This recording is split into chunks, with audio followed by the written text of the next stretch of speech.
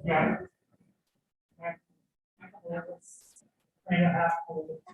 Okay, we are all set. We are live.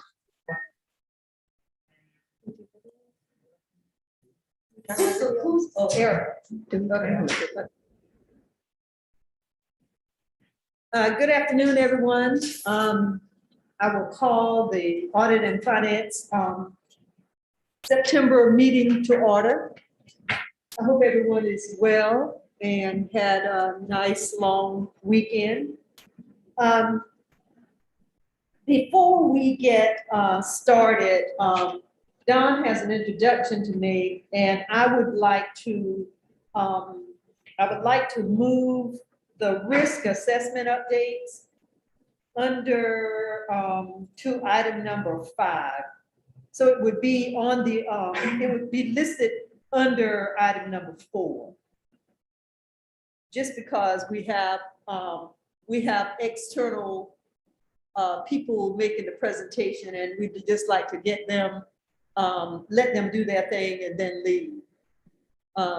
So if that's agreeable with you guys, when we approve the agenda, it would be with that change. So I'll entertain a motion to approve the agenda with that modification. Motion to approve the agenda as modified. Can I get a second? Second. Okay. All in favor? Aye. Aye. Thank you. So Don has an introduction to make, and then we will proceed as outlined. Yes. Okay, thank you very much.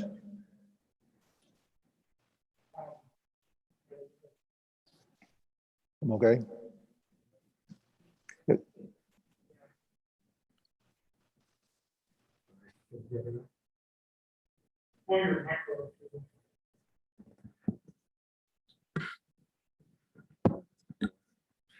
Okay, thank you very much, Ms. Green. So for the committee, if you recall back in the spring when we developed the budget for fiscal year 22, in that budget was a new position that was created, the deputy CFO. I explained to the committee at that time why I had proposed to the superintendent and to the committee and the board to create the position.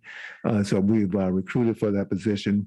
The person who was selected started yesterday. So yesterday was her first day. And so she was at the board meeting yesterday afternoon.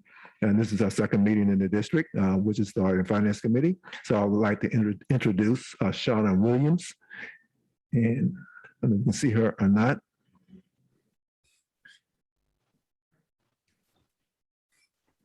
Hello.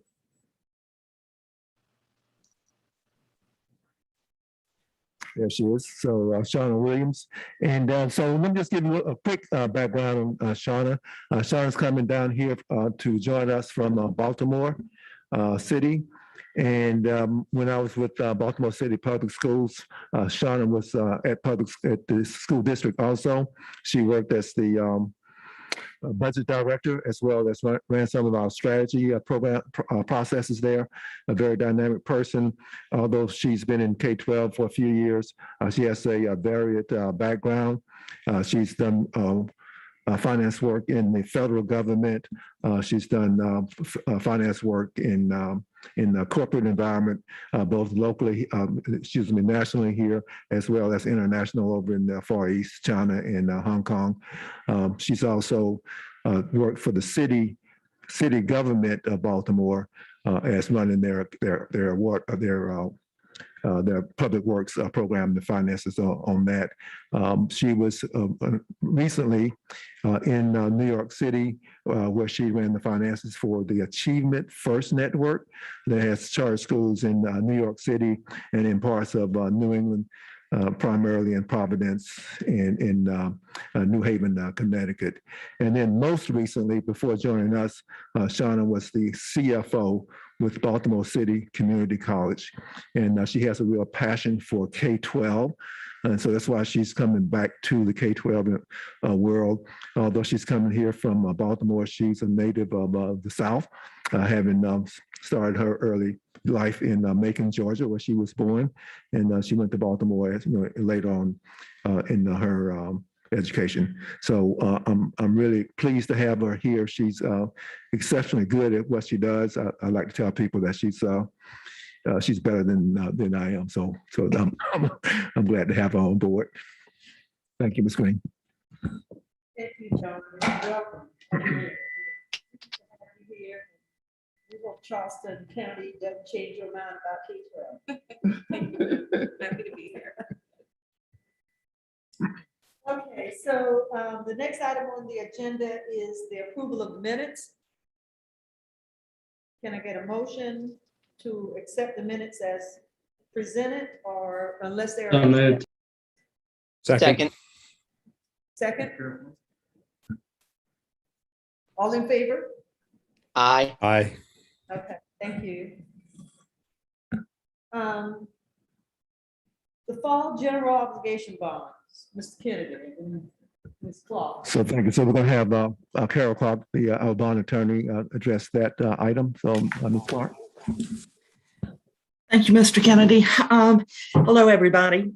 This is our fall GO that we do every year for a couple of different purposes. This year, we've got two series of bonds that we'll be looking to issue. The Series A bonds in the principal amount not to exceed $97 million will be issued to make the December 1 payment due on the 2013 and 2014 installment purchase bonds, which are also called the alternative financing bonds. And Series A will also be used to retire the 2021 A ban, which was issued back in May to make the June 1 payments on those bonds, and also to pay fixed cost of ownership, along with a couple of other sort of miscellaneous items. I think there was $2 million in there for land acquisition for District 2, and also some plexiglass deconstruction. So that's that Series A, not exceeding $97 million. And then Series B is something that's new. We had our first taxable bond anticipation note this past spring. And the reason we've got a small taxable piece is that in 2020, we issued a series of taxable bonds to refinance because rates were so low, we were able to, and because of some tax law changes, we were only able to do those as taxable bonds, but still realized a savings. And since that was a taxable issue, we need to do a taxable piece now to make the December 1 payment and to retire the band that was issued to make the June 1 payment on that taxable series 2020. These bonds will mature in their entirety in March 1 of next year. So this is not long-term debt, and it's just being issued strictly to make these payments on these outstanding obligations of the district. And we will sell these, I think, towards the end of October and close mid-November. Thank you, Carol. Are there, Ms. Kennedy, do you have anything to add? I do not. Okay. Are there any questions from any members of the committee? All right, you guys are too quiet. I need y'all to raise some sand somehow. But anyways, if there are no questions, I'll entertain a motion for the approval of the bond obligations. So moved. Second. Can I get a second? All in Second. favor? Second. Aye. Opposed? Aye. Okay. All right. Thank you so much, Carol. We appreciate it as always. Okay, well, thank you. Okay, the next item on the list is the risk assessment updates.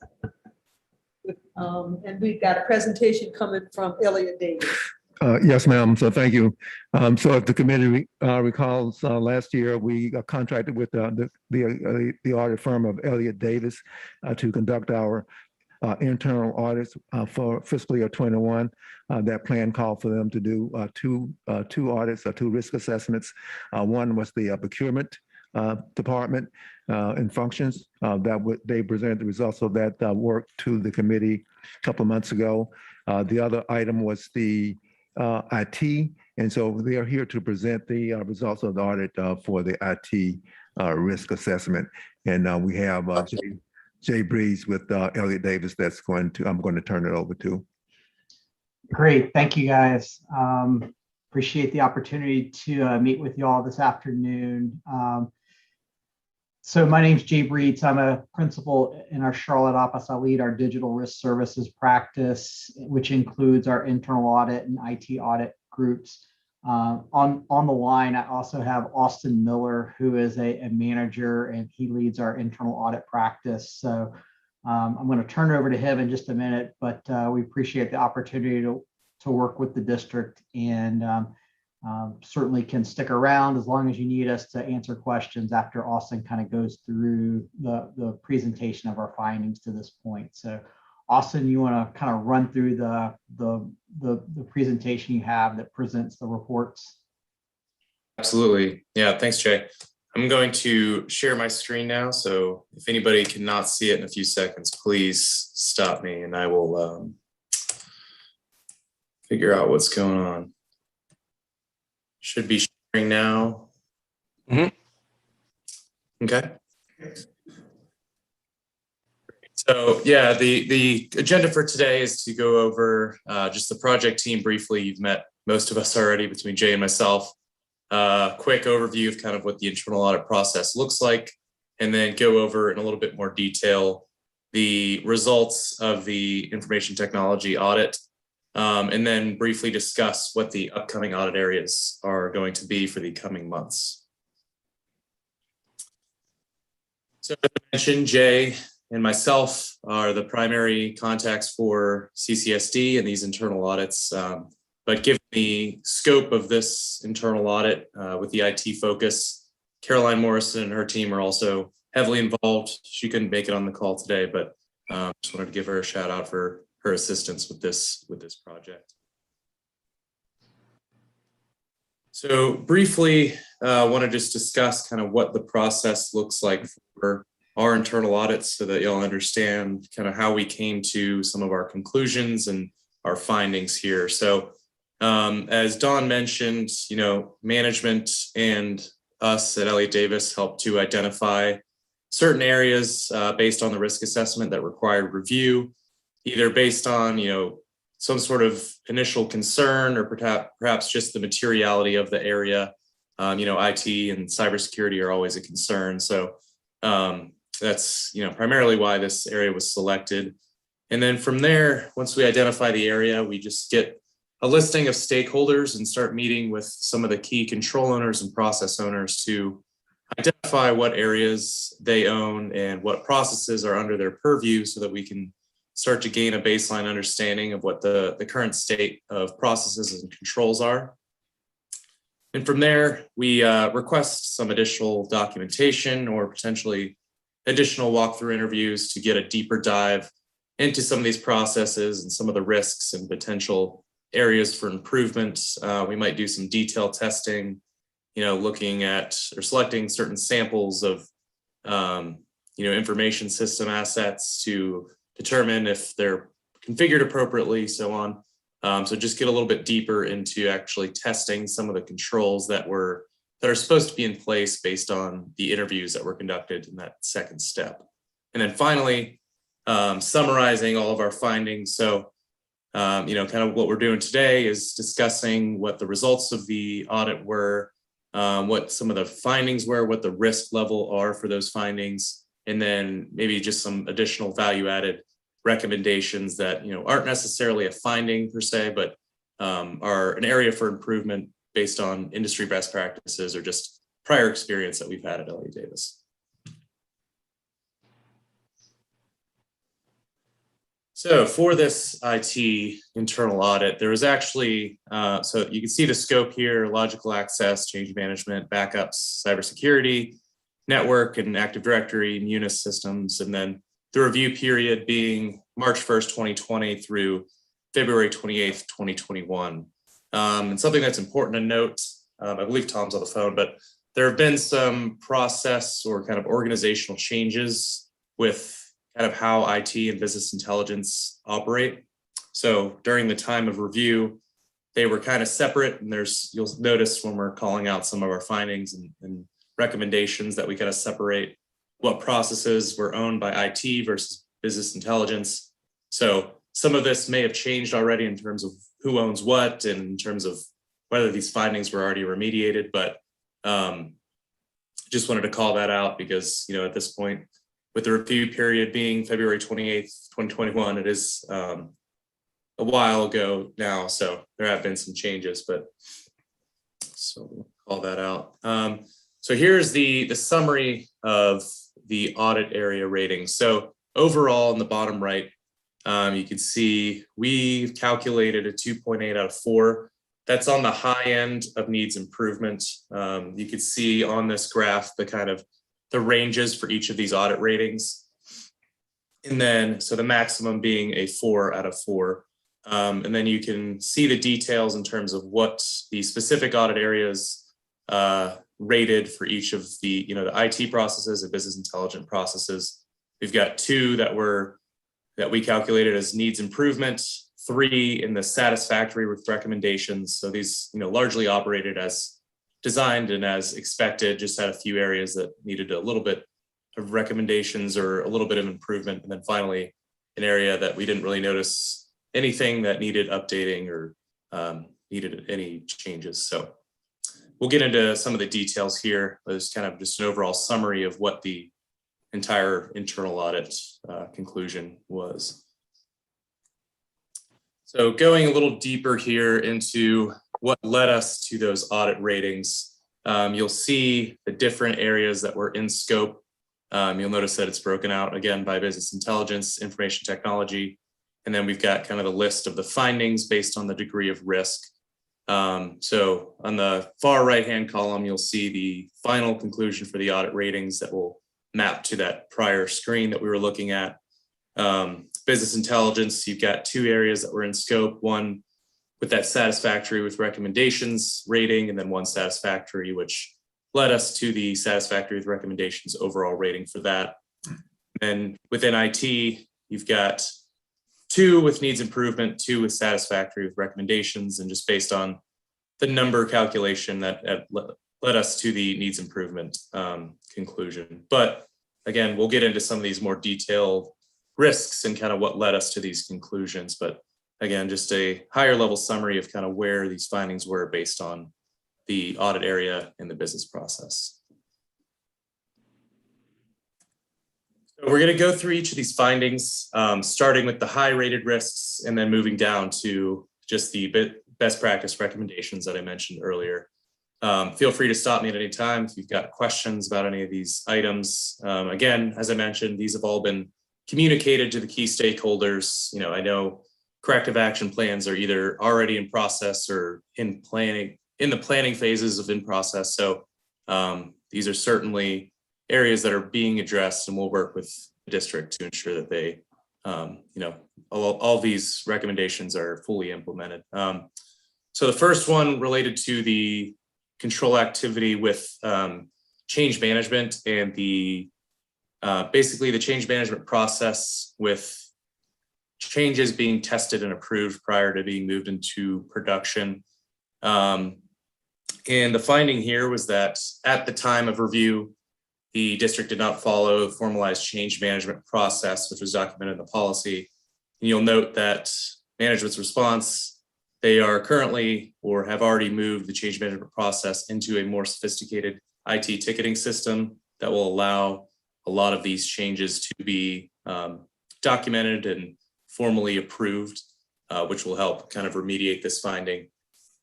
And really the idea behind this is, if there's not a formalized change management process with separate testers, separate approvers, that there could be changes that are moved into production for certain critical systems that could cause some pretty catastrophic, impacts to the district and to the district's users of those systems. So ensuring that there is that segregation of duties and ensuring that there is a proper change management policy and process is very key to ensuring a mature change management environment.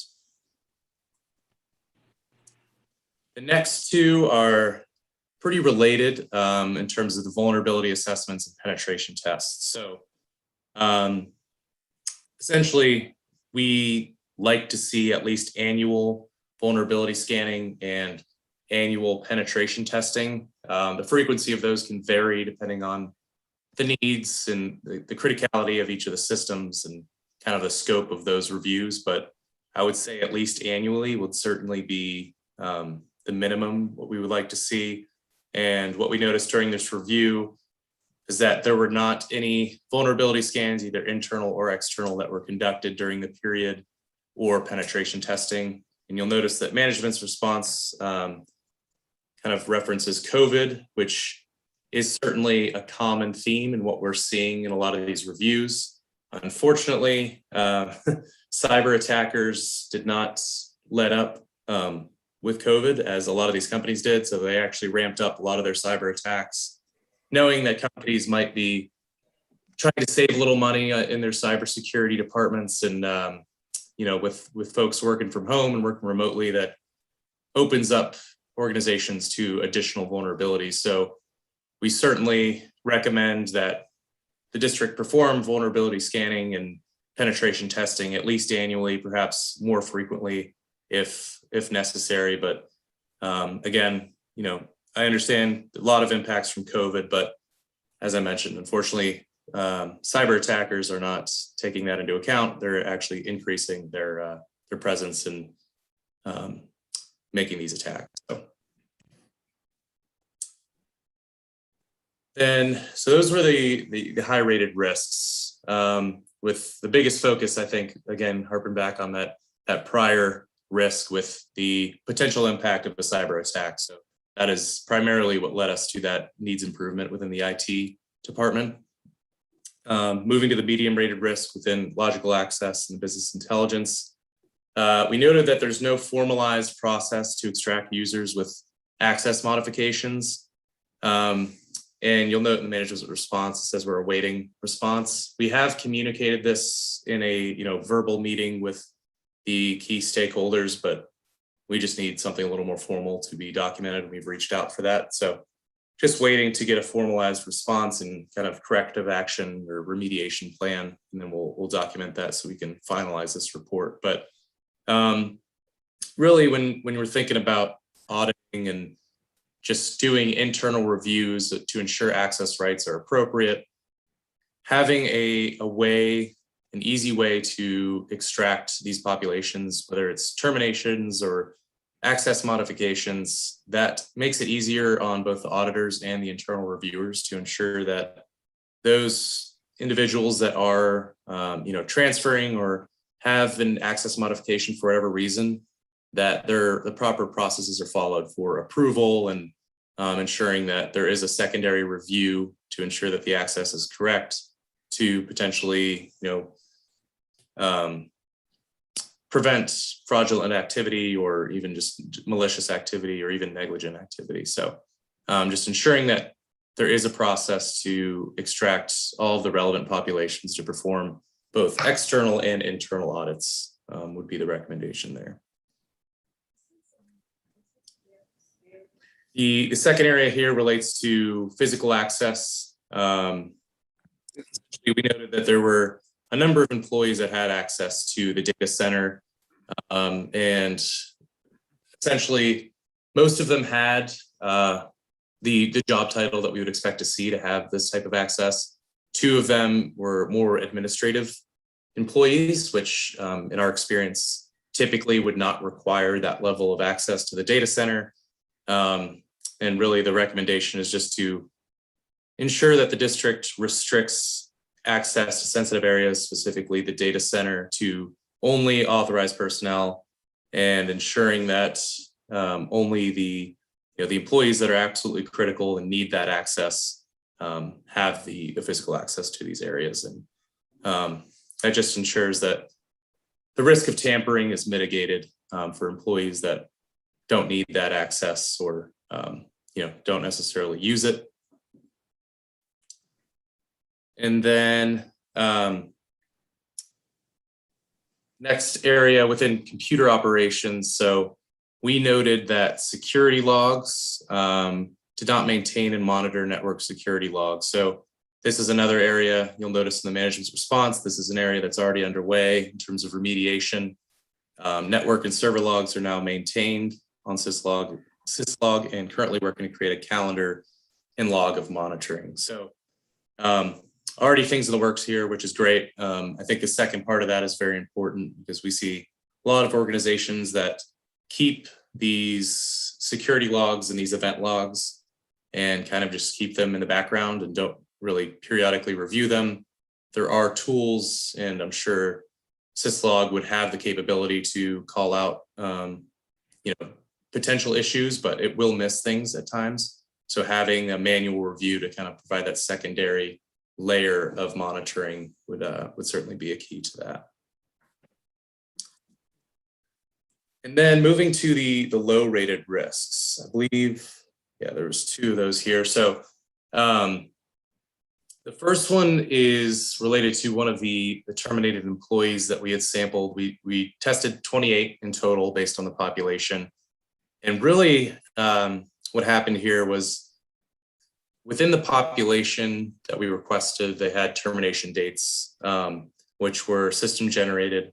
And there was also last logon dates, which were also system generated. We noted that for one of the employees, the last logon date was after the employee's documented termination date. However, after discussing with the control owners, we noted that one of the processes is that sometimes HR backdates these termination dates to align with payroll or retirement systems, and that the actual HR posted for termination date was 7/12. So from an IT perspective and an access perspective, the risk there is low. However, anytime you introduce backdating and kind of artificially manipulating dates in any capacity, things can get a little, there's risk that is introduced there, whether it's fraudulent risk or just error, human error that can occur. So ensuring that when you're requesting and looking at a population, specifically with access and termination, that whatever date is within the system and provided within a population is the actual date of termination. And then finally, within the low-rated risk, there's 2 more.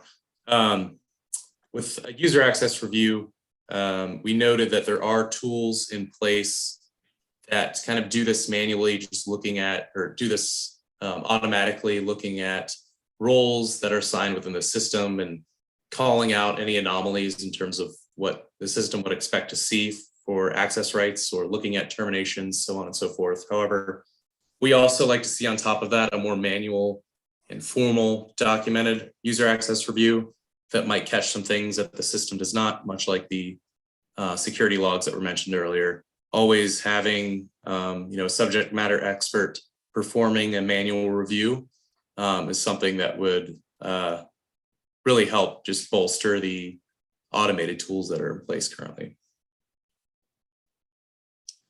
And then from a policy perspective, we just noticed that the change management policy was not updated or reviewed annually. And this could seem like kind of a small issue, and it might be as long as the policy is being followed. But within the IT environment, things are changing pretty much constantly. And if an employee were to come on board and refer to the policy to see kind of what the process is or what the expectations are for the district, and that policy is out of date or not reviewed, that could expose some potential vulnerabilities within the district if it's not capturing, process changes or emerging industry trends or issues. And then finally for this audit, just some of those best practice recommendations that I mentioned earlier, not things that we really wanted to call out as like a finding, but just things that would really help to take the IT area to the next level. For backups, we noted that in addition to the high level log that's maintained, there should be additional documentation that's retained for evidence of backups, especially during failed and or partially successful backups. So there is, the high-level log that shows the date and kind of whether backups were completed. But we typically like to see a little kind of the next layer of what was included in those backups, especially if anything failed. Sometimes backups will fail for whatever reason and then automatically restart and could end up being successful. But, there is potential for data loss there. So just having that additional layer of documentation that can be reviewed, especially for the failed or partially successful backups. One thing that came up when we were doing our reviews, especially for access rights, there are a lot of different job titles within the district, as I'm sure you all know on the call. And something that was kind of confusing to us and we had to discuss with some of the stakeholders is an individual with the same job title as another could have very different access rights to certain systems. And that could introduce some potential areas of concern if, there are individuals that don't necessarily need certain access rights. Anytime you open up a system to more users than are required, that just introduces new vulnerabilities. And I think it makes it easier if it is possible to tie a unique job title to consistent access rights. So if an employee, has job title 1, 2, 3, anybody else with that job title has the same access rights. Certainly, there might be exceptions to that based on, extenuating circumstances, but to the extent that could be implemented, that is certainly recommended. And then finally, just with respect to passwords, based on industry best practices, there's some configurations that we like to see, with minimum password age. It was currently set to 0 days. We like to see that set at least 1 day.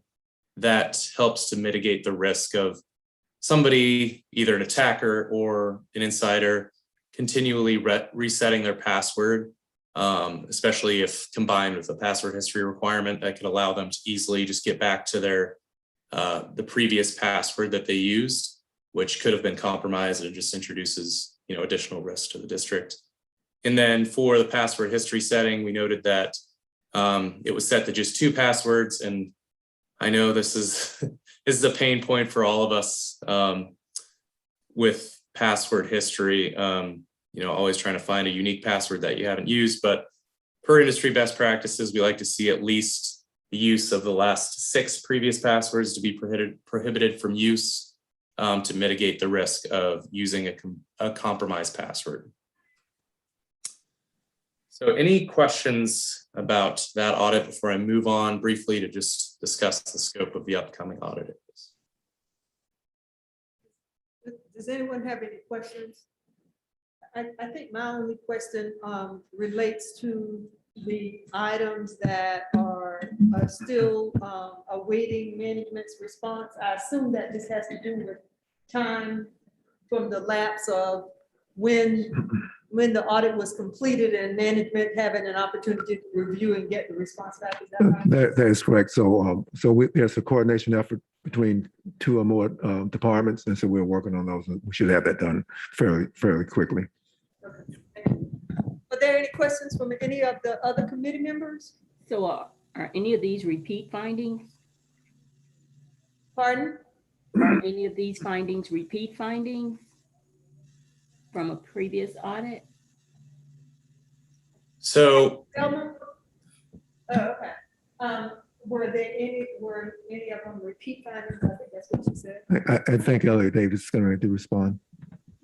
yeah, so I think as Don mentioned, this is kind of our first time going through a lot of these audit areas at Elliott Davis. So from our perspective, this would be the first time that we're seeing it. However, we can certainly go back to prior audits or have Don and Jackie help us look at the prior audits to determine if these are repeat issues. But yeah, from our perspective, being the first time that we're reviewing it, can't really speak to that at this point. Don, or maybe this is for Tom, have there been any issues that have resulted from these areas? Obviously, it appears as though you've already addressed or starting to address, and we'll get full responses on some of them. But have there been any issues resulting from these identified areas yet? Or known issues, sir. The only issues that we had was that they came up in an audit. So there's certainly important things that we're looking at, and like Austin said, that we've already implemented. A lot of them are on our way. So we're going to take a full dive into these. And some of them where you don't have responses, will we find out what the final responses are? Will that come at a future meeting? Yeah, so we can either present that at the next meeting. As I mentioned, we already got kind of verbal responses and confirmation. It's just documenting those. So we're going to get those documented for our final report, which we'll send out on and Jackie. And if they want to distribute that to anyone that might be interested, that's certainly, they could do that. Otherwise, we can plan to have just a brief summary at the beginning of the next meeting, if that would be helpful.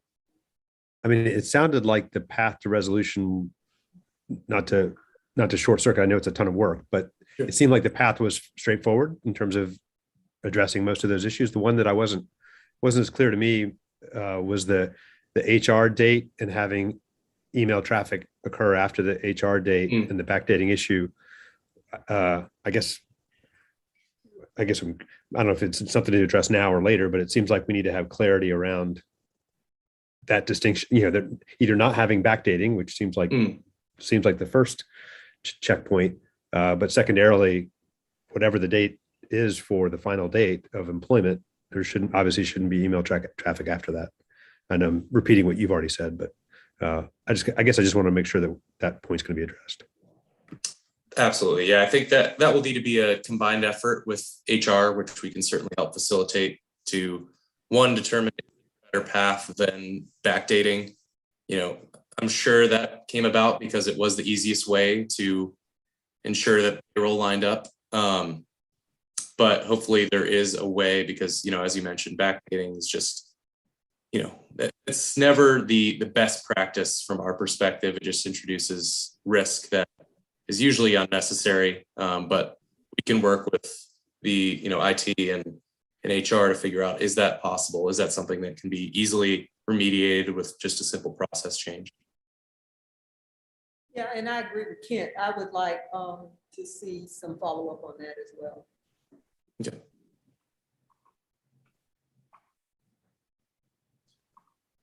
Okay.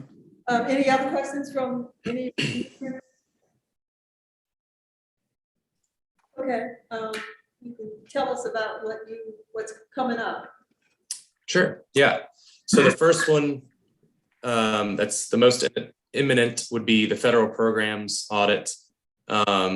You could see some of the areas and the risks and controls and improvement opportunities within each of these processes. That will be the focus of this area with research and application, award and notification, program, criteria monitoring, the various amendments that you see here, budgeting, claiming, reporting, and document retention being just a few areas that can change once we get in and start talking to people, and if there are additional risks that we haven't considered at this point. But this is, as of now, the scope here, and hoping to get this kicked off in the next few weeks.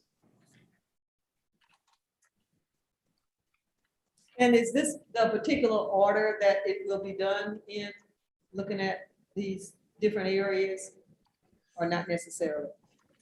So not necessarily.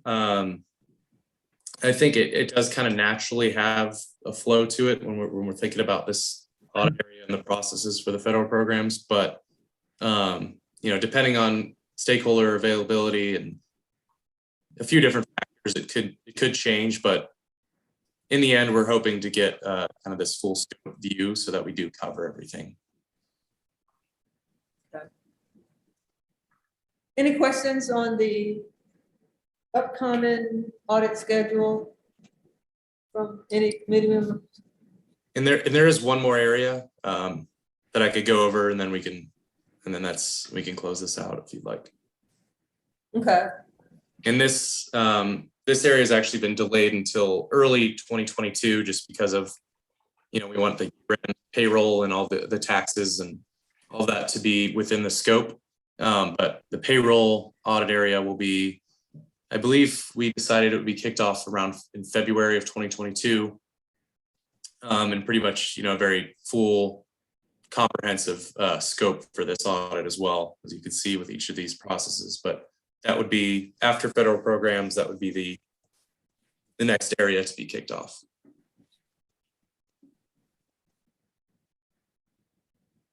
Okay, And just one quick question, this is Steve Duke. On that audit for payroll, Tom, are they also going to look over, where they had the issue with Munis and Kelly Services, where overtime or the time and vacation matching up? I believe that's part of it. Matt would be handling the majority of that. All right. Yeah, and again, when we're thinking about kind of what the scope of these are just kind of a preliminary overview of what we expect to look at, but things can change once we start to get in and review documentation or talk to individuals. If they see certain areas have higher risk, we will, shift appropriately, but hope to have a comprehensive view within payroll. okay. Questions from anyone? If not, thank you for providing this information, going over it with us, and we expect to continue to get reports on how we're doing, and we'll certainly do what we need to do in terms of follow-up on those items that need some work. But thank you very much. Absolutely. Thanks for having us. Thank you.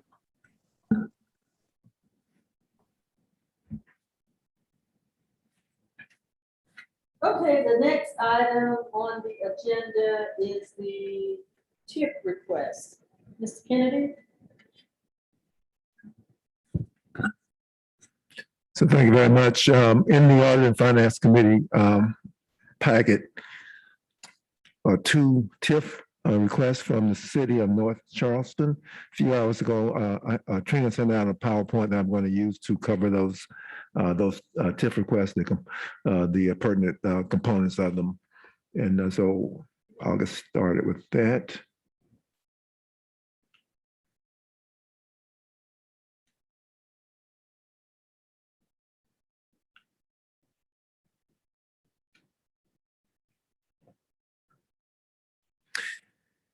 So we received two separate letters from the city of North Charleston. I got them sometime last week, each for two TIF requests, tax increment financing districts. And so just for information purposes on these TIFs.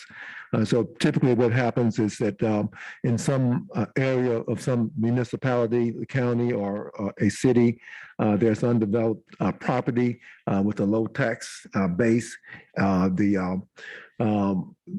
The county or the city government wishes to develop the property. They typically go into a partnership with some commercial concern. If the property is redeveloped, that means then the assessed property values then would typically increase. And during that period of increase, for any government, in this case, school district here, that may participate in the TIF, then we would lose any tax revenues based on the growth of the assessed property values during the life of the TIF. And so and that's the case in these two TIFs. Each TIF is being proposed at 15 years. Each is for infrastructure improvements to allow for commercial development. So I'll go into a little bit more details in a minute, but in both cases, they're proposing to do infrastructure improvements. And then once those, with the TIF dollars, and then once those improvements are done, then the commercial companies will come in and develop the property. So the two TIF areas, one is the Coliseum area in North Charleston. And I'll go through that in a bit more detail. the value of the TIF is being proposed at not to exceed $75 million. And then the second one, also in North Charleston, it's called the Craig Road Area TIF around Remount Road for $6 million. And there's a public hearing that the city is holding on October the 14th. The district has until October the 14th to notify the city as to whether or not we object to the TIF, and if we do not do that, the state statute then assumes that we would be given our agreement to participate in the TIF. So the first one is the Coliseum area TIF. Again, it's valued at $75 million. The private concern that's a partner with North Charleston on this is the SC Uptown LLC. The location of the TIF is in the vicinity of the North Charleston Coliseum. It's for a little over 136 acres, and it's the roads that surround this particular TIF, International Boulevard, Tanger Outlet Boulevard, and the Center Point Drive. And I have that's a map in the package that was included in the Audit and Finance Committee, and I will show that in a minute. That Coliseum TIF consists of 9 parcels. The current assessed value, is the value that taxes are levied against, is $184,500. The estimate that was provided to us in the TIF request is that the estimated future assessed value would grow to $15.8 million over the life of the TIF. And then the estimated tax revenue through June 30, 2040 would be $34.6 million. Now that $34.6 million is a cumulative, it's not an annual amount. So if what the table shows in the package that you have is that starting in 3 or 4 years, you would see the increment of taxes, and that it shows it by year going through 6/30/2040 for a cumulative amount of $34 million. The estimated cost of redeveloping the area is $25.7 million. And the infrastructure improvements that are being proposed in this TIF are shown here: a pedestrian bridge over International Boulevard, parking garages. The package did not indicate how many garages, a transit station, I'm assuming that's a bus station, walkways and boardwalks, roadways and the utility improvements, and a pump station. And then once those improvements have been completed, the estimated commercial development in the area of the TIF, in the TIF district, would be 550 units of multifamily residential units, 700 rooms for hotels. I think it contemplates 2 hotels, 300 and 400 rooms each. Entertainment, there was no specification of what type of entertainment, but 119,000 square feet of that. Retail space of 10,000 square feet, 8,000 square feet restaurant space, and office space of 125,000 square feet. So that would occur after the infrastructure improvements have been made. So that concludes the excuse me, the Coliseum TIF. The second TIF is the Craig. I think I'll hold off a second. Hold on one second here. I'm going to show the map for the Coliseum. So this is the map for the Coliseum proposed TIF. So my cursor that I have moving here, this is the outlet mall here. Hey, Don, I don't think your screen is shared. Oh, really? Oh.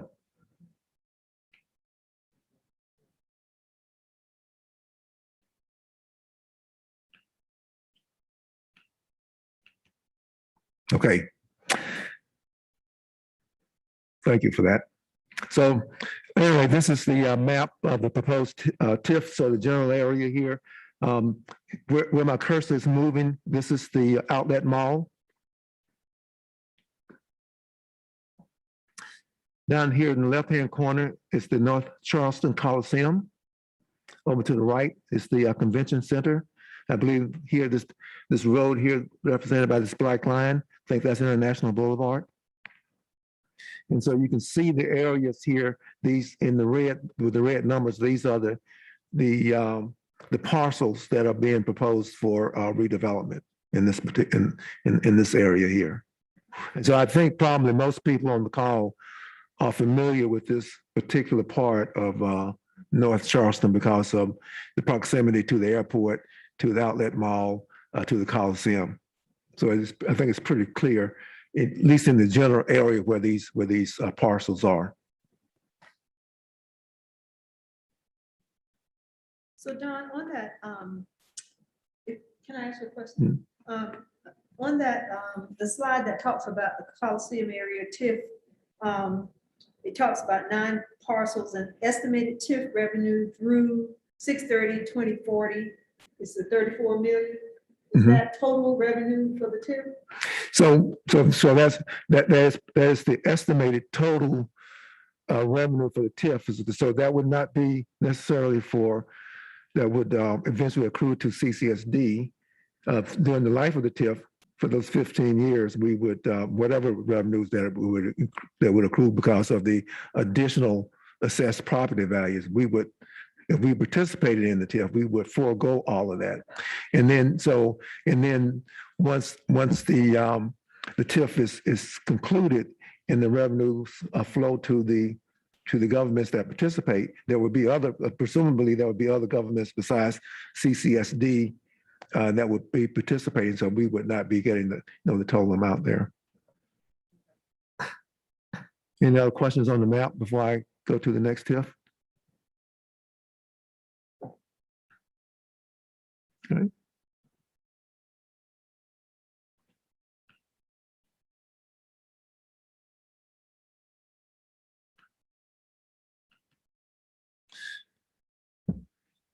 So back to the PowerPoint. So the second TIF, the smallest, called the Craig Road area TIF. The value is estimated at $6 million. That's a different commercial entity that's a partner, STYO Development, LLC. It's located in the vicinity of Remount Road. It is for 26.6 acres. And the roads that are shown in the map and in the TIF request document are Remount Road and Craig Road.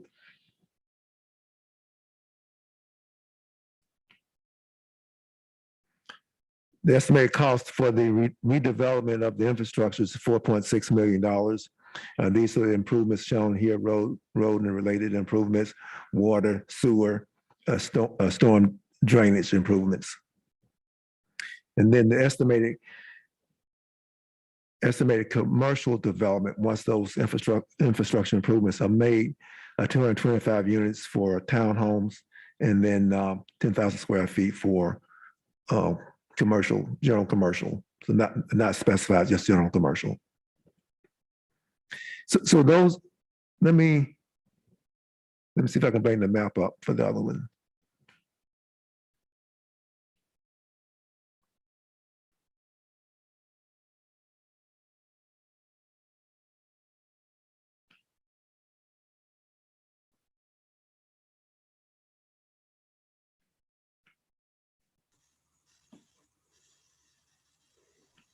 Quick question. So what is the benefit to the school district in participating in these TIFs, and for these areas that they're projecting to build homes and different things? Who would be the primary beneficiaries of these developments? Yeah, Ms. Dam, let me get into that in a minute. That's going to be the last part of the presentation, talk about that. Okay. But before I did so, I wanted to finalize the piece on the presentation on the Craig Road TIF. So this is the map for that. And unlike the one with the Coliseum TIF, it was difficult for me to try and figure out exactly where the property is located. It's not indicated on the map, and the map is difficult to read. But the Remount Road is here with my cursor. Over here, I believe, is the access coming down this way to I-26. And so the property is somewhere in this area, this Remount Road area here, but I'm not exactly clear. So to get clarity on that, we would have to reach out to the city of North Charleston to get further clarity on that.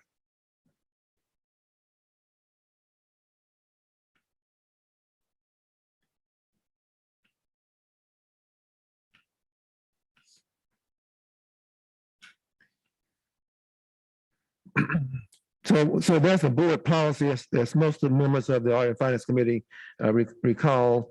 I think it was initiated in October of last year, so about a year ago, on TIF. It's the board policy DE on tax increment financing.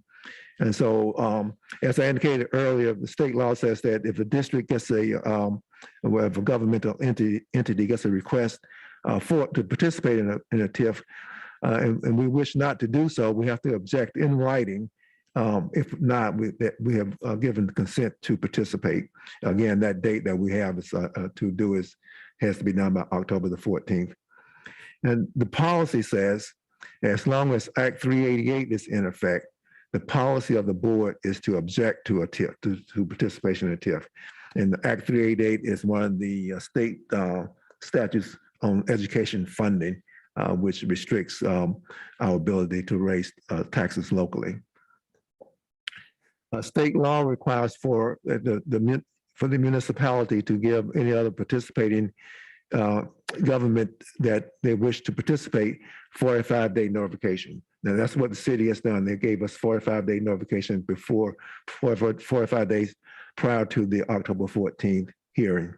The policy that was created last year says that we need to have 90 days because of the length of time it may take to analyze the TIF. The financial pieces of it. So straight away we are under the we have not met that. The city did not meet that deadline. Now, more than likely they are not aware of it. The policy also requires a financial analysis be done by a third party. So that analysis would be to determine the financial impact of participation versus non-participation on the district. PFM, our financial advisors, I spoke with David Moore last week, and he's reached out to a subsidiary of PFM for them to prepare quote to do the analysis if the committee decides that we want to go that far. And then if there is a desire by the Audit and Finance Committee to make a recommendation to the school board to participate in one or more of these TIFs, then the board has to approve that with a supermajority, which is a vote of 2/3 of the voting members, which would be 6 members versus just a normal majority.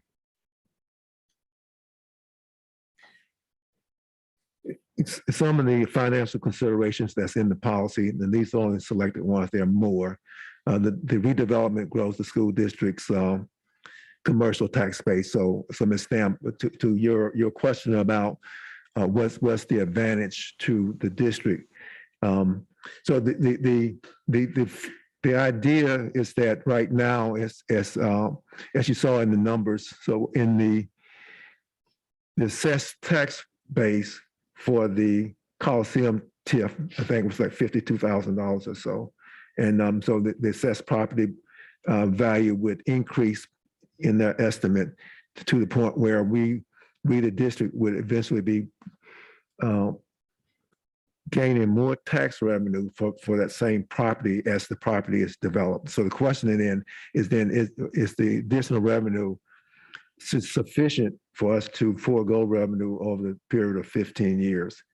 One of the considerations here, the second one, the redevelopment increases assessed valuation while minimizing impact on school district services.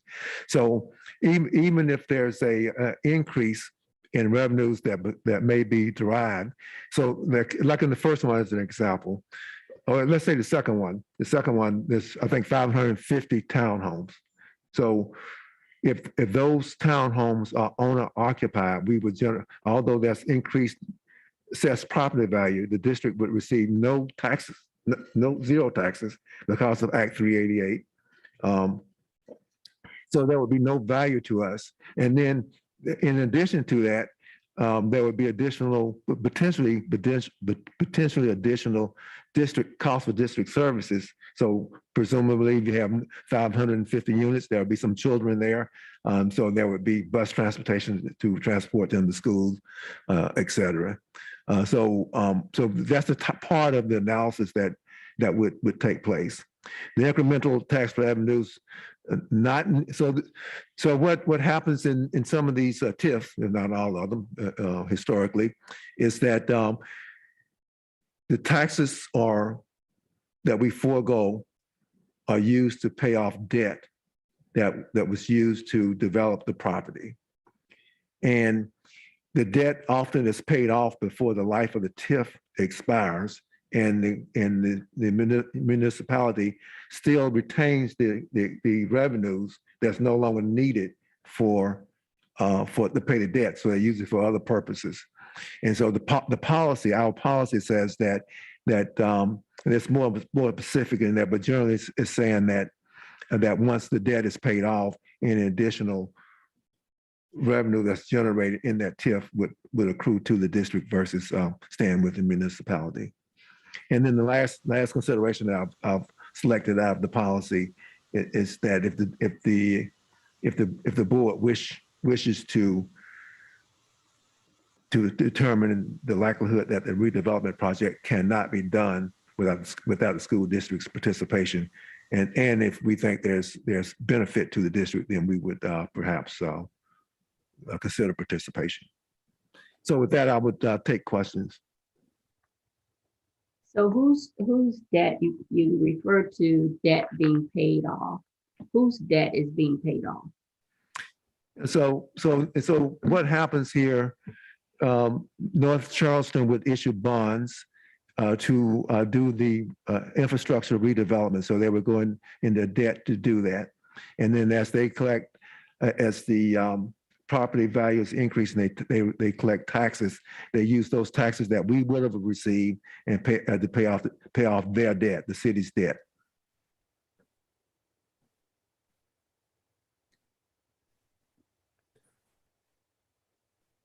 And Don, remind me if my understanding is correct, that if the school district elects not to participate in the TIF, the city or the county could participate in the TIF, but our piece would be carved out, and we would presumably continue to collect our proportionate piece of the revenue if the project were to move forward. Is that correct? That is correct. So that is correct. So if you take a look at the first one, the Coliseum, I mean there's some infrastructure problems down there. Probably associated with the land itself. I think it is, but the area, generally speaking, is. Generally speaking, they have the outlet mall, you got the Coliseum, et cetera. It's not an undeveloped area there. So we know one could presume that without the district's participation, there would be enough reason for developers, the commercial developers, to go ahead and develop that property. And then if that would be the case, as that assessed value of those 9 parcels increase, the district would receive the tax revenues as that property value increases without our having participated in the TIF. So I know I may be repeating myself for a lot of the folks when we talked about this a year or so ago, but as one opinion, it seems to me that it's a high hurdle for us for the district to, in a sense, for my opinion, speculate on foregoing tax revenue for the purpose of potential economic development, even though that might ultimately might increase our tax revenues in the future. I think it's a high hurdle for us to do that, particularly given that our revenue expense match up tightly, and we don't have a lot of excess revenue to forego for the purpose of economic development. I don't think that's exactly the mission of the district. The district's mission is about educating the people we have today versus trying to increase property values in this commercial district.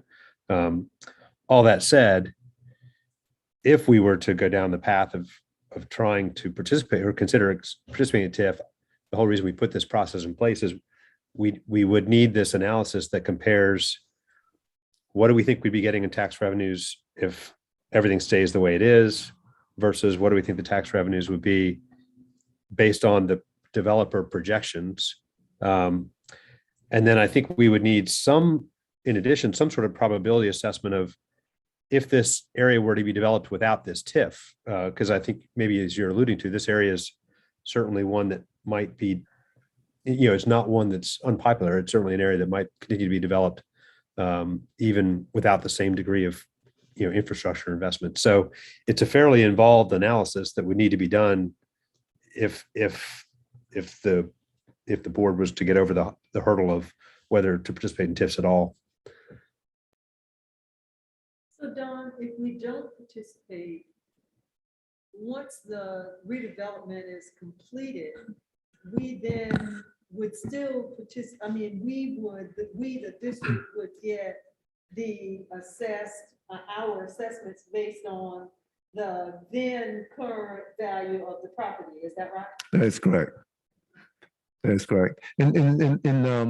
So in some cases, if not most cases, I have no idea if that's the case here with these two TIFs from North Charleston, but at least in some cases, these municipalities don't have the financial wherewithal to be able to do the infrastructure developments without the participation by these governments in the TIF. But if they do, yes, there would be no impact on our revenue if we didn't participate. If we would accrue that. So has the school district participated in any of these TIFs before? Oh, yes. So we've participated in a lot of TIFs, and that's why we have the policy because there were no parameters around that. So the example that I give, we were in I think a 30-year TIF, maybe 40 years, but it was a long one, with the development of the Mount Pleasant Town Center. So when I got here in 2018, I think we were losing about $10 million a year in property taxes from the town center. But now, about 2 years ago, I think it was, that TIF ended.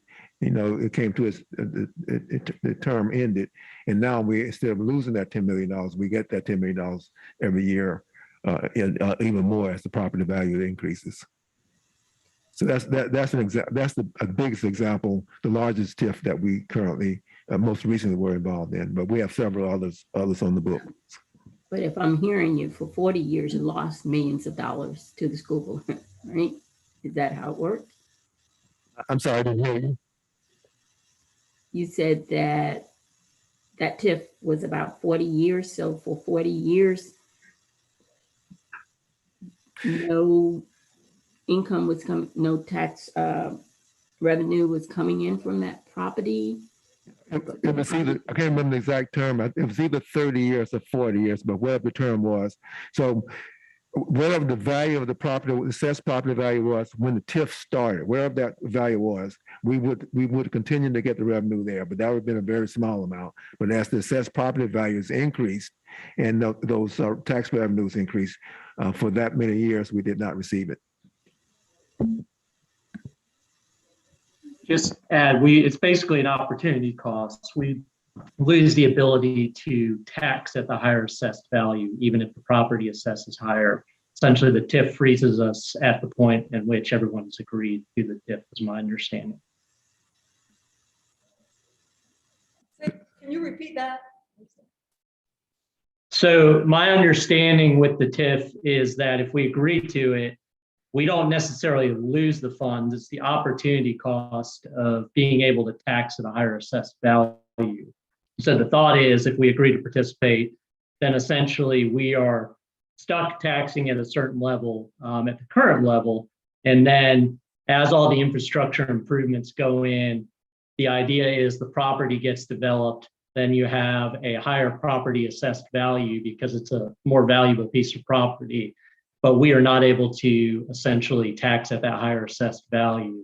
And when you take that into consideration with Act 388, which also limits us in our ability to tax single family residential and only rely upon commercial real estate, it really kind of hamstrings or basically doesn't allow us to realize our full potential, if you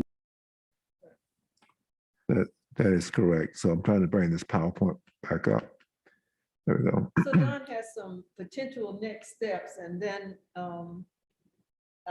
we can continue to discuss it, or, if somebody has a motion or some thoughts about moving forward, but we'll let Don finish the PowerPoint. So just to the point that was just made, so on the Coliseum area TIF, those 9 parcels are assessed at $184,500 currently. And so we get very little, we, the district, get very little tax revenue from that. And so if we participate in a TIF, we will be frozen at that, whatever that is. And then as the estimated future assessed value goes from 184,000 to the $15.8 million. And so as that property increases, we would get none of that revenue during that 15-year period. None of that increase. The increment is what it's called. So that's what we forego. And I also think it's just for the maybe the newer members of the committee. We had seen several requests by different municipalities for different TIF districts in the past. And, I can't say this with certainty, but I think the consensus among the committee was, we were getting multiple ones of these. We didn't really know the effect on our overall revenue stream. We couldn't, I guess, put that into a quantitative figure. And then also on top of that, I think the consensus was a lot of the properties we were seeing were already going to be developed or had already increased in value or were going to increase in value, meaning, hey, this was, let's say, a new apartment development or a property already under development, and the development was already happening, and we would have basically received some of those revenues as well too. So we kept seeing these things come through, and the policy when we said, okay, we see more and more of these. I think the policy was, okay, well, let's hit pause. We can't react to these things, overnight or in a couple of weeks. We need to understand really what the true effect is going to be on us. I think Ken said it well. Well, it's ideally a good thing. It really isn't part of our main core mission. Our mission is to educate children. So. Exactly. And so the potential next steps that I've drawn out here are shown here, that the committee could recommend non-participation in both of these TIFs, in either one or more of them, one or both. We could conduct a third-party financial analysis if the committee thought it was presented by the city is worth our trying to consider whether we would benefit from the participation. We don't have enough information with the third-party financial analysis and want to understand better what the city intents are. Then we can invite the North Charleston City reps to attend the October 5th Audit and Finance Committee. Now, we did that with the city of Charleston, I think last year. Potential school board vote on October 11th board meeting if we want to make a recommendation to the board, the committee that is, if the committee wishes to make a recommendation to the board. And then I would say October 12th, give written notice to the notice of the board's decision to the city, which would be before the 14th deadline. If we recommend non-participation, why did we need to do a third-party analysis? So if there's a recommendation for non-participation, that's it, but there would be no analysis. Oh, I see what you're saying. Mhm. It's one or the other of That's these. correct. Okay. Okay. So you might still, the recommendation still might be non-participation, even if an analysis is done. But if we think that it's not worth the district's participation, in terms of benefits, then we don't have to even do the third-party analysis. Do you have a guess on how much it might cost for the analysis? Are we talking $2,000 or $10,000? I don't. So when I communicated with David Moore late last week, as I indicated, he's going to have the subsidiary get the quote. He seems to think that that is not going to be substantial because I'm not exactly sure how much of an analysis he thinks that that might be needed here. So if it's a relatively sort of like non-in-depth analysis, then the cost would not be high. Let me just make sure in an email he didn't tell me a potential figure. No, I didn't understand what you said toward the end there. Oh, I guess the answer is I don't know. Oh, okay. Did y'all get that? Can y'all believe that's a question that Don doesn't know the answer?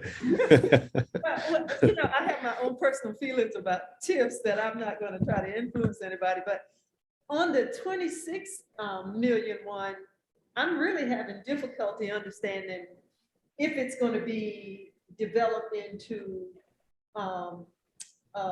personal property. I mean, where we know we wouldn't get any benefit from, unless my mind is too, I'm not thinking appropriately. I mean, if I know they've got 10,000 square feet of some other, but it seems like the major part of that is for townhomes. Yeah, general commercial, 10,000 square feet. Does anybody have any thoughts one way or the other? Just for clarification, so on the commercial property here, the hotels, entertainment, retail, restaurants, office space, those are properties that would generate revenue for the district.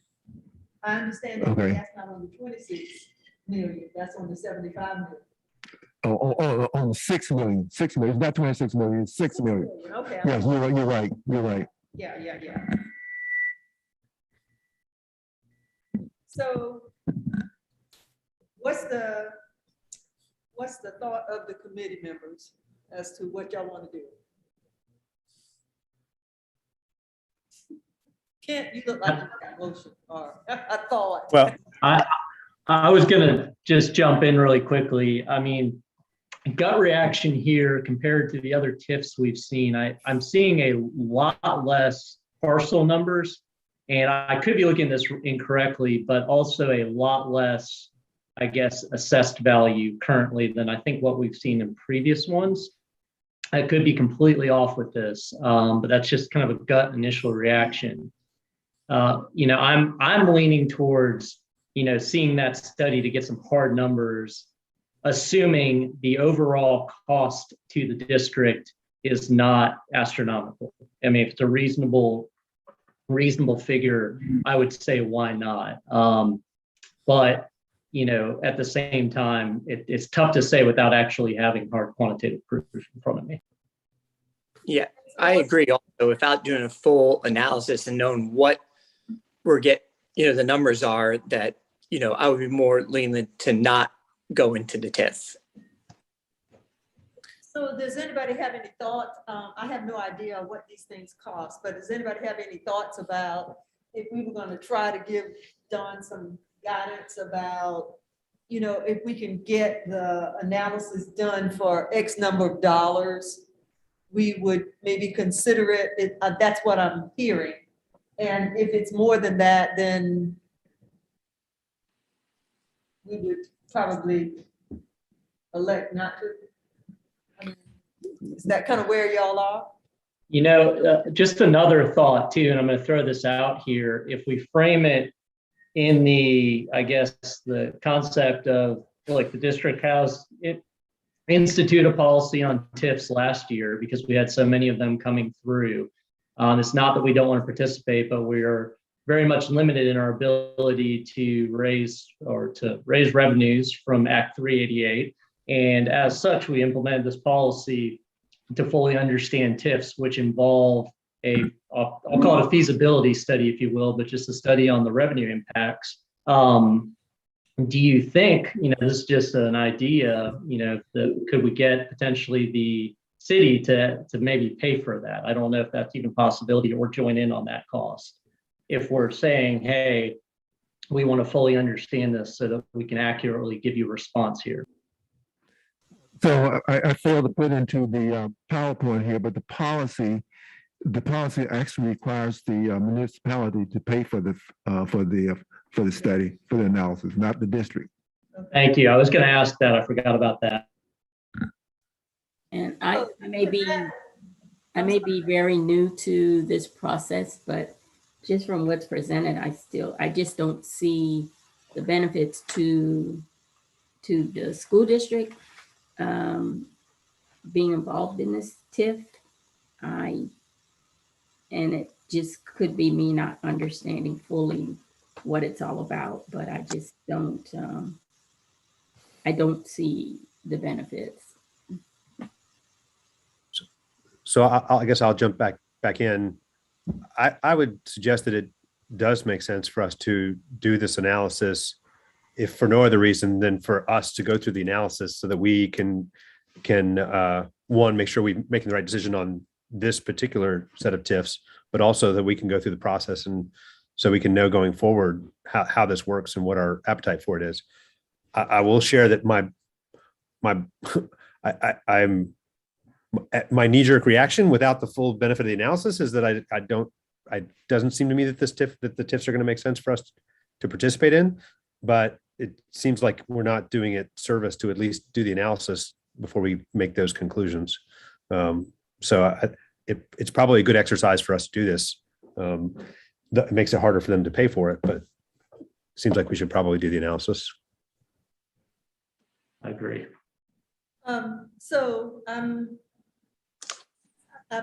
Sorry, last thought though is I might, if there's a strong leaning from this committee against doing the TIF, even if we do the analysis, it might be fair to share that up front. You know, I don't think we're trying to be obstructionist to their process. So if we don't think we're likely to participate, we might as well give them the heads up, even if we're going to go through the analysis, to just confirm, just as a good citizen. Yeah, I think that since we don't know if they can do this without us, it would be the nicer thing to do as a citizen to maybe get that information. And I agree, Kent, that if we don't think we want to participate, to give them a heads up. I don't know if I can't imagine that they are, I don't know though. I was about to say, I can't imagine that they wouldn't proceed without us, but who's to say? John, you have any thought, you got any ideas on that? What we did last year with the city of Charleston, we allowed Mayor Teppenberg and his staff and his commercial people to come in and talk to the committee. I would. Yeah, no, you told no. And I would think that potentially Mayor Summing would if he thought that North Charleston could not do it without the district, that he would want to come in and talk with the committee. So that's my thinking on there. But my inclination is to say that we would not benefit from these TIFs. Again, the Coliseum one, I mean that's I think a commercially viable area already, and then the other one, the one on Remount. I mean, I agree that the area needs to be redeveloped, but the commercial piece there is so tiny. I'm not sure where we would get the benefit from it. But then the idea that we the committee and staff could benefit from having gone through this type of analysis, I think is valuable, because I would assume that this is not the only TIF request we would get. This won't stop TIF from coming in. Well, I guess the question becomes, is it possible that the analysis could change anybody's mind about whether to participate or not? I mean, you know, it would have to be really strong numbers for me to feel like these are beneficial. And so, you know, again, as a good corporate citizen, letting them know that if we're using their money to do the analysis, you know, there's still a good likelihood that we wouldn't participate. I mean, just to be, I would love to go through that process, just like Kent said, you know, but at the same time, it's not our money. And right now, where I sit is, if I would probably vote to not participate. So how do we put all that together? I mean, at least that's how I feel. I'm getting a feeling that some of you feel the same way. Velma feels pretty much the same way I do. I don't see any benefit, but I do agree that I would love to see what the results of an analysis could be like. And is this the one we choose to do that with? So does anybody have any thoughts? Well, I mean, it may, I mean, in terms of the, if the thinking is that we don't think we would participate in either one of these, I think it might be, you know, it might be an issue to try and have someone, you know, North Charleston pay for this, and within, like you said, and we know we're not probably not going to do it. And I would also say that I would expect at some point we would get a request for a much larger TIF, and then that would be an opportunity for a real learning around the analysis. Okay, guys, somebody's gonna have to make a motion here. So I'm happy to support either way. I mean, personally, I'm happy because there could be, you know, so. I would make a motion that we do proceed with the analysis. That would be my motion. I don't know if it needs to be a motion, but I would separately notify folks that I believe it is the general consensus of this committee that is not inclined towards the TIF, as it give them the heads up, but that we'll go through the analysis before we make a conclusion. I would second that motion, you know, just with the known that, you know, more than likely that we would, unless there's some real positive or something comes great out of the analysis, that more than likely that we would still deny the TIF later on. Okay. Question. We have a motion, a second, and Don has a question or a statement. Yeah, so the policy requires for the analysis to be paid for by the requesting municipality. And so we would have to inform, I think, North Charleston that we're asking them to pay for the analysis. And then I'm assuming we would be upfront saying that right now the policy of the board is not to participate. And so right now we don't have any justification, and then we don't have any strong leaning towards that.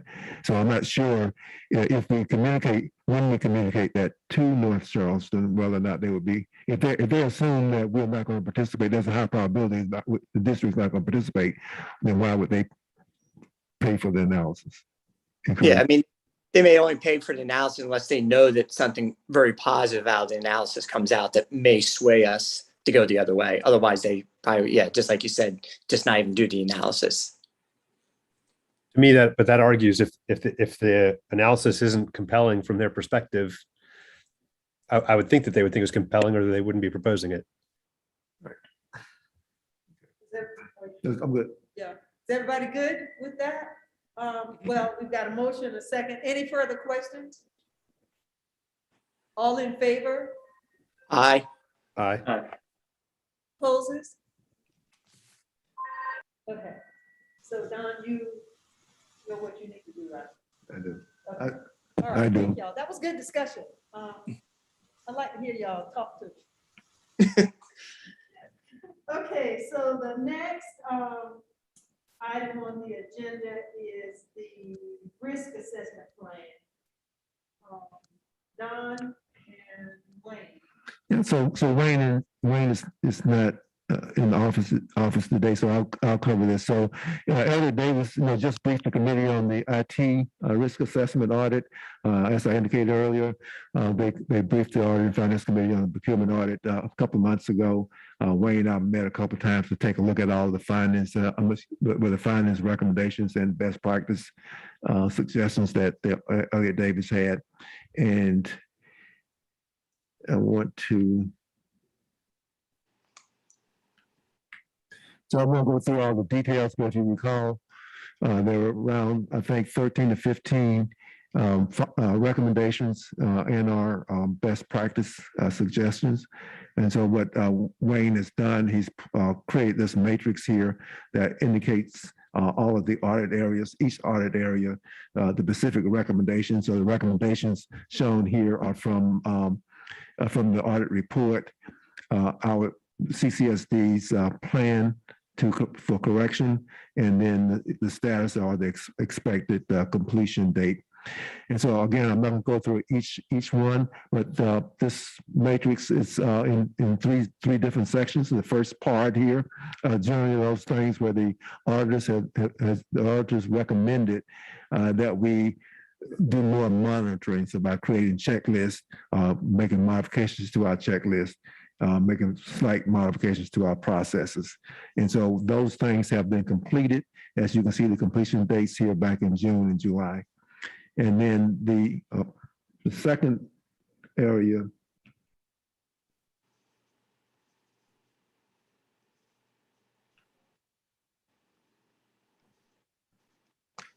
here primarily in this area of vendor management. And so when the auditors took a look at our processes there, we had some shortcomings in how we manage certain aspects of our vendor files.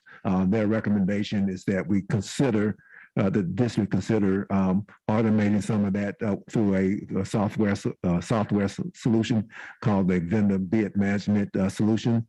And so what the plan here that we have is so this will come at a cost. So it's not in the FY22 budget. And so the plan is for us to develop a scope of work to get to some quotes of what we expect a solution with a electronic solution might be potentially, and then bring that as a recommendation to the budget for FY23. So that would be next spring, and then with an implementation next fiscal year, if that pans out in terms of the viability of the cost. So that's on the vendor management. And then the third and final area here, governance and oversight. That's primarily making sure that we have the right procedural manuals in place, and in which cases, in some cases we do not. And so we have dates for that. The first one here is October 30 next month, and then the second one going into later in the fall. And I think there's one here that goes also into next spring, next winter, or this coming winter.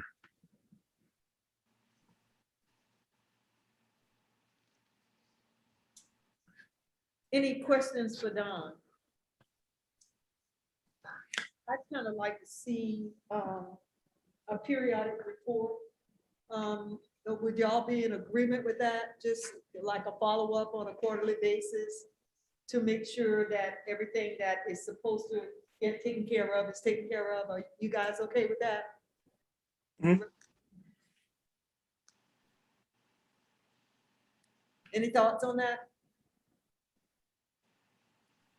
Okay, nobody's talking to me.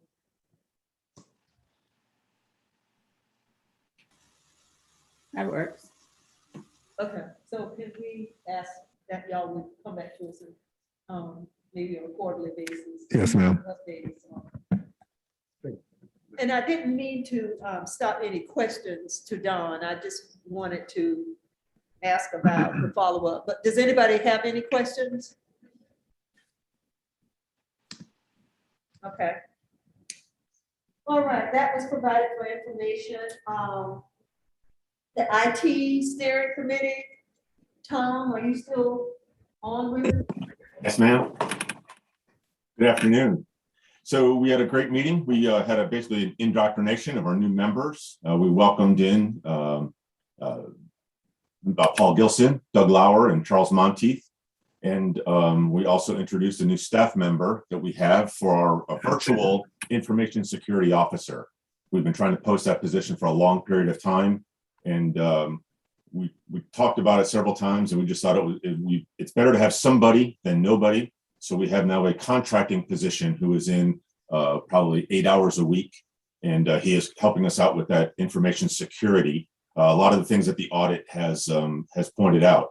So for the audit plans, my plan is for next month's meeting to add this to the agenda, to share what the audit findings were and what we've already started to mitigate, and ask for confirmation on how to proceed based on the threat vectors that we're seeing now in the, especially in the education field. So we quickly went over the steering committee charter so everyone understood who we were, what we were all about, what the members meant, and kind of our mission. We went over just a district overview and the IT structure of all of our departments and answered some questions based on that. And then we went over all of our budgets and our initiatives using those budgets. And so they were pretty happy with what they saw, surprised by some of the things that we were able to accomplish. The IT security update was a big conversation, and it's just becoming more and more. We discussed that our biggest threat is our users, that we need to do more individual user training for security awareness. We talked about the virtual network security officer and what his roles were specifically, and then what our security posture was. What are we doing in today's threat environment? So we went over all of our security appliances, all of the software that we use, and some of our practices. And so we'll be working in conjunction. Good timing of all this was that we have a new software in place with our virtual information security officer. It's called Arctic Wolf, and it is an audit compliant software. It scans our networks for all of those logs, when the last time a log was opened, all of our change management. So it is specifically designed to help point out those things that auditors will be looking for. So that was quite a good thing. We did it once around. Mr. Lauer his background is in software. So he had a big discussion about, are we really looking at the vulnerability of some of our third-party software apps and software sites that we have for our classrooms and around the district. So he has some good input about that. He wants some information sent back to him. And that was a pretty good discussion. Mr. Duke recommended that we visit some of our schools for our committee members, and that we would have possibly our next meeting in one of our high schools, just so that they can do that. I understand that we're trying to limit the amount of visits that we're having, so we're still discussing that piece. Talking about our cloud-based approach, trying to get stuff off of our on-premise hardware, kind of reduces the risk a little bit. Removing all of the old telephone hardware and installing the new, that's going well. And failing over. So we have duplicate internet circuits going out to the internet, so that if school goes down off their main AT&T line, we have a Comcast line now getting ready to be turned on. And we took a data center tour, and that went pretty well. So that's about it. Any questions? Any questions for Tom? Sounds like your new committee got off, a good start. Yes, ma'am, it was. It's a good group of gentlemen.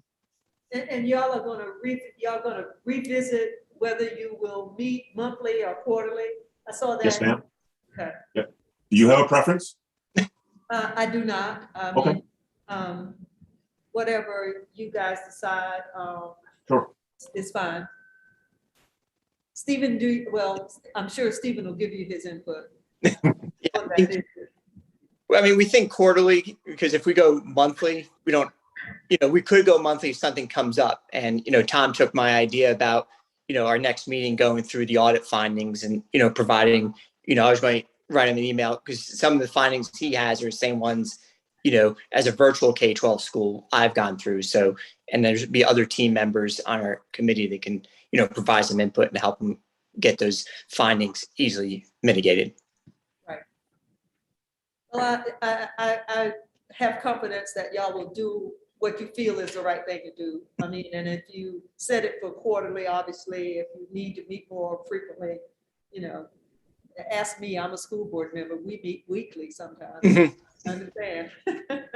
Okay, thank you, Tom. Yes, ma'am. Okay, the monthly capital projects report. Joyce? Yes, thank you and good afternoon. I'd like to present the draft July capital projects report. Our revenue collections for the 2017-2022 building program for June were $2.8 million above the 2% cash flow model. We had a great month. The expenditures for the 2010 through 2016 capital building program were zero in July. And I wanted to point out that typically July expenditures are lower because we need to accrue all the June expenditures in our fiscal year 21. The expenditures for the 2017 through 2022 program were $3.3 million. And the expenditures for the 2023 through 2028 building program were zero. The capital maintenance, 8% funding. The expenditures were $450,000 in July. The fixed cost of ownership 21 program is in its final months of completion, and we are slated to bring our annual year-end recap to the committee in November. The fixed cost of ownership fiscal year 22 program has commenced and is going really well. Are there any questions, please?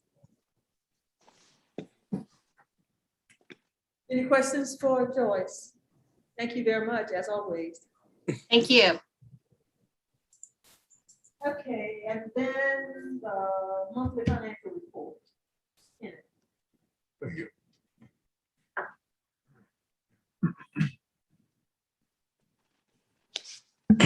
So thank you, Ms. Green. So this is not the typical monthly financial financial report. As you all know, we're closing the books for fiscal year 21. So we have a number of projections, detailed projections to make.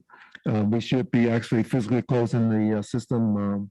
Should be on track to do that this week with the external audit firm, Green Finney, coming in next week on site to conduct the finalize the audit steps, and then they'll proceed from there to develop the financial statements that would be presented hopefully to the Audit and Finance Committee on draft format in November. But what I have on the screen here is to show what we project our year-end position would be, well, as it relates to the fund balance. So this table here, the schedule, first line, June 30, 2020. So the current financial statements, the ones that were issued for fiscal year 20, we had the $145.2 million in fund balance. So that's audit, those are audited numbers, that first line. The projected revenues for fiscal year 21, we have budgeted $538.7 million. We're coming in significantly over budget, $574.7 million. Those revenues, those excess revenues over budget are generated primarily from two areas. One is the local revenue from property taxes. As you all know, the budgeting for that is very, very conservative, both from the standpoint of the county auditor's office in their estimates of the growth of assessed property values, as well as the districts taking a look at a conservative approach for revenue. And then in addition to the local revenue, if you recall, when we developed the budget for fiscal year 21 in the spring of last year, 2020, there was so much uncertainty around the state revenue because of due to the beginning of the pandemic. And so our level of conservatism went to extreme, and we estimated that the state revenue would be reduced, when in fact it remained the same as the previous year. And so we accrued additional $13 million that we did not budget for. So we had a significant increase in revenues. We had a slight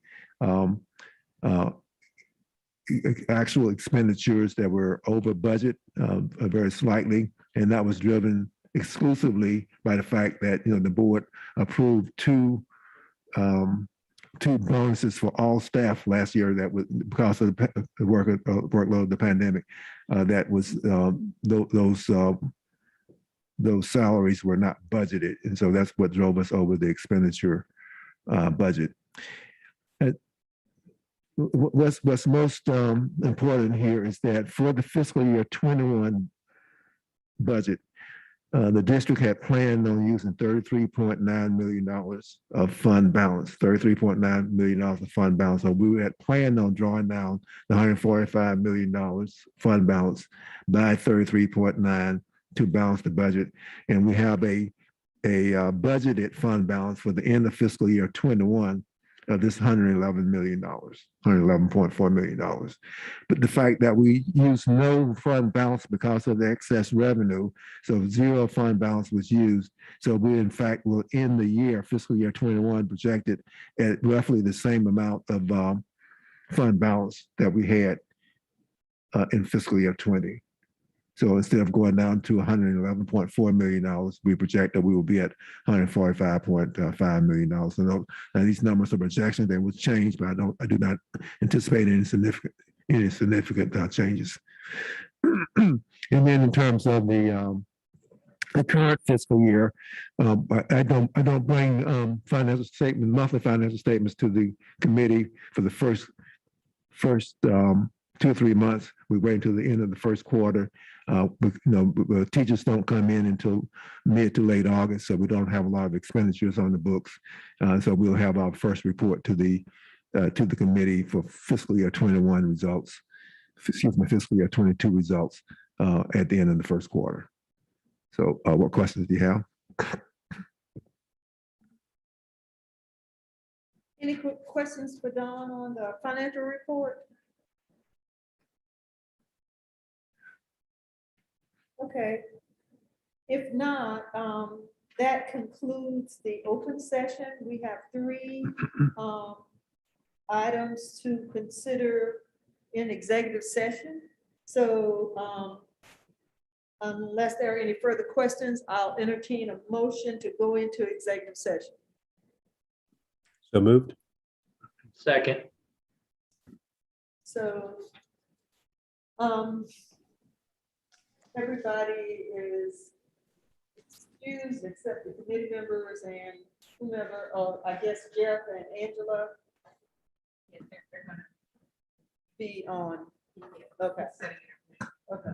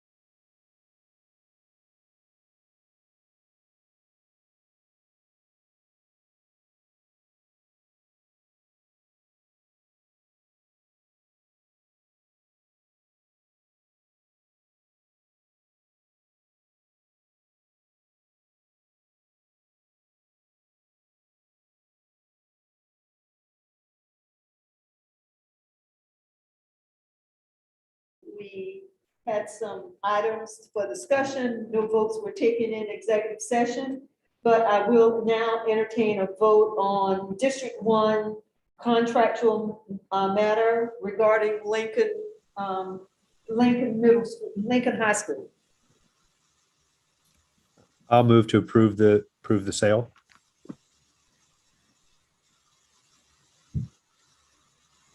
Not sale, not a Lincoln.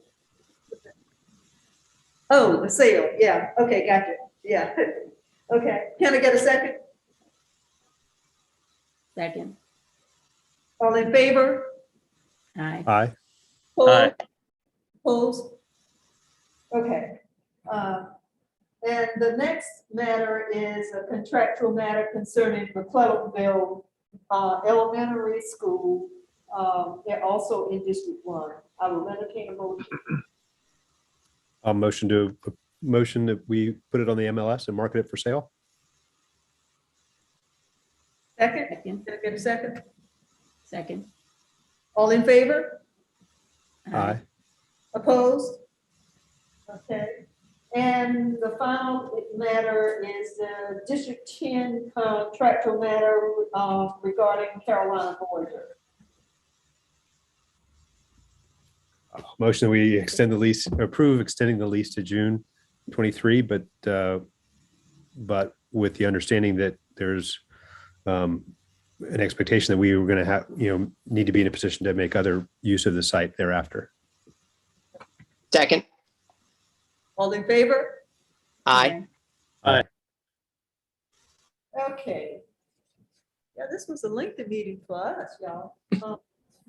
Okay, so the next item we have is to determine the board agenda items. Somehow I think they're already on there because we are meeting after the committee of the whole. But John, you've got item number 4, 5, 6,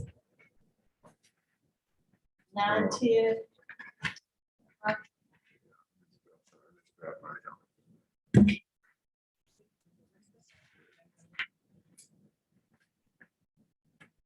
For so 5 is the analysis of, sorry, 5 is TIF, so I think that wouldn't go to the board this month because we have to have the analysis, so that would not go. No, right? TIF? Yeah, so we're not making a recommendation to the board yet. Okay, okay. Okay. The risk assessment for IT, I can't remember whether the oversight committee still, I don't think that goes, the monthly capital projects, the monthly financial report, and the 3 contractual matters. Okay. The 3, yeah, okay. Mhm. Next meeting is October 5th at 2 o'clock. Thanks to everyone. Great meeting, and I will see everyone again on October 5th.